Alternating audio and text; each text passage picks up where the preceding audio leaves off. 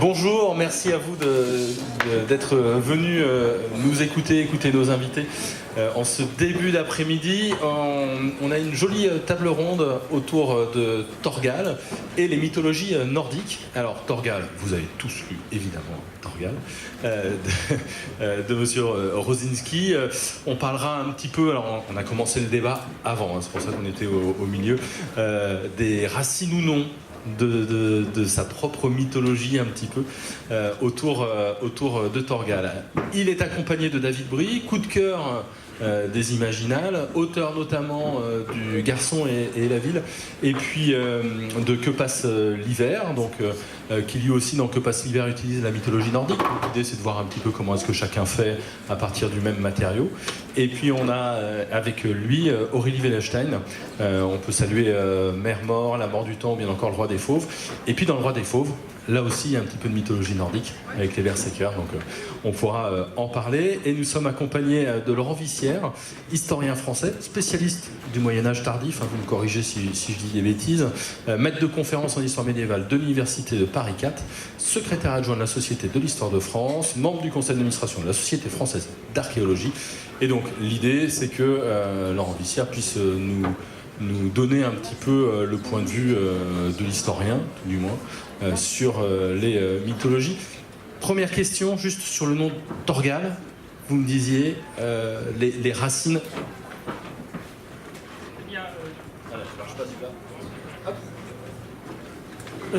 Thorgal porte le nom de deux divinités vikings, Thor, évidemment, le dieu de l'orage, et Aegir, le géant de la mer. Donc c'est à la fois le fils d'une divinité marine et il a un rapport avec les divinités du ciel. Mais évidemment, c'est purement des noms imaginaires, à ma connaissance. Il aurait dû s'appeler Ragnar, je crois. Non, je connais ce...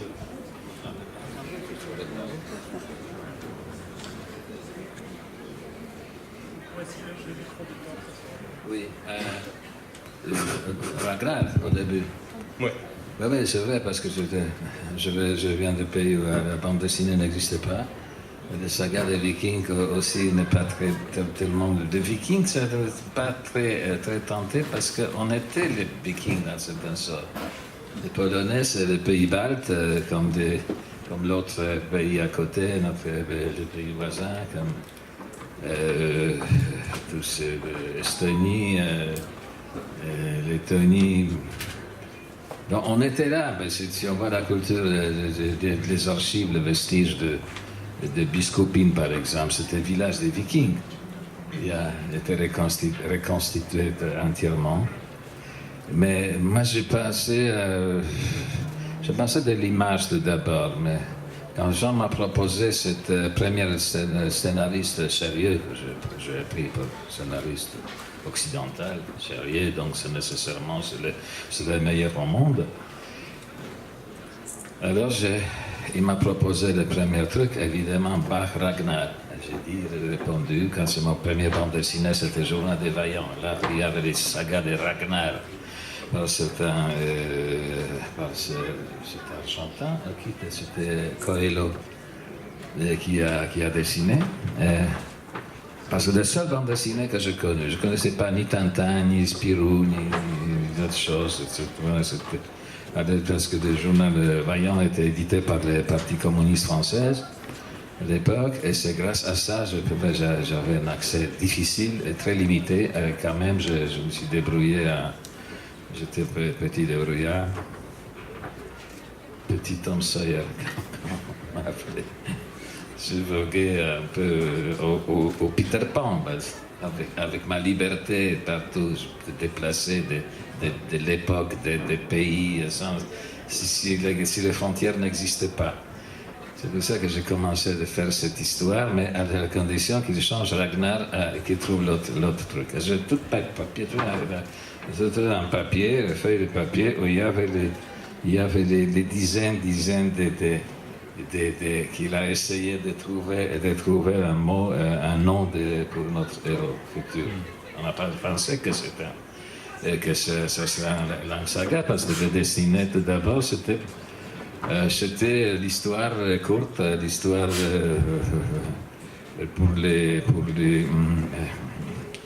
pour le journal Tintin. Parce que c'était édité chapitre par chapitre et il y avait 30 pages à peine. Et qu'est-ce qu'il avait de... Comment vous l'avez travaillé? C'est un viking à la base, en tout cas il est recueilli par des vikings. Comment est-ce que vous avez travaillé visuellement pour le situer à cette époque? Vous savez, je fermais les yeux et je m'imaginais tout ça. C'est vrai. C'est ça, et on est dans l'imaginal. Mhm. Et donc, vous savez tous, je pense que c'est quoi imaginal? C'est quoi que ça vient vraiment les choses, mais seulement il nous manque des moyens techniques. Comment réaliser nos rêves? Parfois, on rêve sur quelque chose de magnifique, fantastique, le paysage. Tout ça se passe, ou les personnes que vous rencontrez, mais vous n'avez pas le moyen de les visualiser. On ne peut pas prendre des photos, même avec ce téléphone portable. On n'arrive pas à le faire. Donc, le seul moyen, c'est de fermer les yeux et essayer de s'imaginer. Et puis après, recopier ça d'après les moyens qu'on a. Et ça, mais pour moi, la question de Thorgal, de Saga des Vikings, c'était l'autre raison. Pour moi, c'était absolument égal. Je n'étais pas du tout ma fan de cette époque,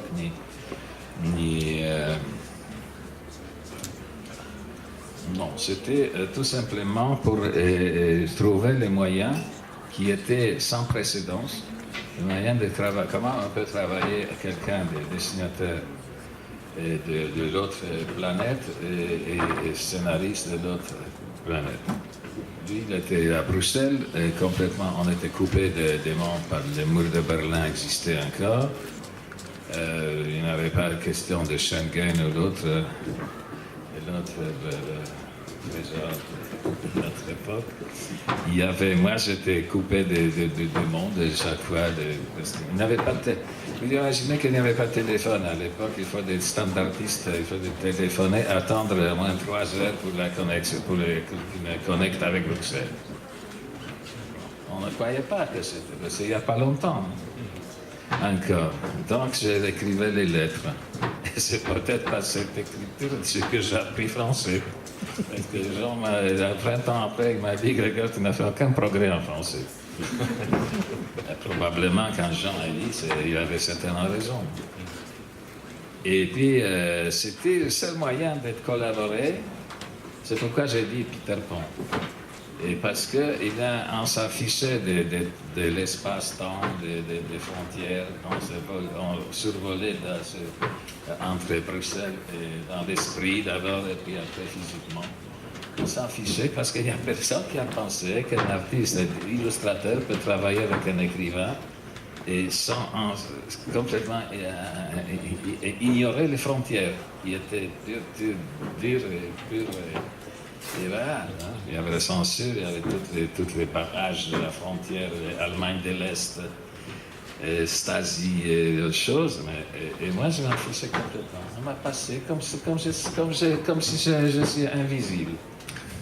Je ne sais pas, je ne sais toujours pas comment ça s'est passé. Je n'appartenais à aucun parti, je n'ai pas bénéficié de privilèges quand il y a les camarades. Non, c'était... Mais la condition, c'est qu'on a commencé une collaboration par élimination d'abord. L'histoire, c'est devenu par éliminer tout ce qui est politique, tout ce qui est érotique, tout ce qui est bizarre, mais c'est comme ça. Tout ce qui est violence gratuite, inutile, complètement. Ça devenu un temps tellement quotidienne, cette violence et sexe et tout, que c'est monotone, c'est ennuyant, il n'y a rien de nouveau. C'est toujours le même Kama Sutra dans la scène, c'est complètement inutile. Il y a pas une belle histoire et on ajoute ça parce que la public aime ça. C'est qui décide? C'est l'éditeur qui dit que la public aime ça. Mais la preuve, Thorgal, qu'il n'y a pas tout ça. Il n'y avait pas, dans tout cas, dans certains moments quand même. Mais c'est voilà que le public n'aimait pas justement ça, cette sexe, violence, des trucs complètement inutiles. Ils se concentraient sur l'histoire. Et là aussi, c'est grâce à cette élimination, on a réussi de collaborer sans Jacques, aucun problème. J'ai envoyé les plages, c'est pour ça que je déteste ça allergique à la poste. Ça restait de cette époque-là parce que qu'est-ce que j'ai vécu chaque fois quand j'ai confié à la poste mon travail mensuel, parce que j'étais chapitre par chapitre, j'envoyais d'abord sur le journal Tintin.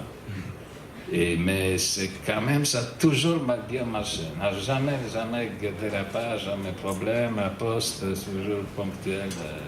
Jamais c'est des problèmes avec le temps prévu. Et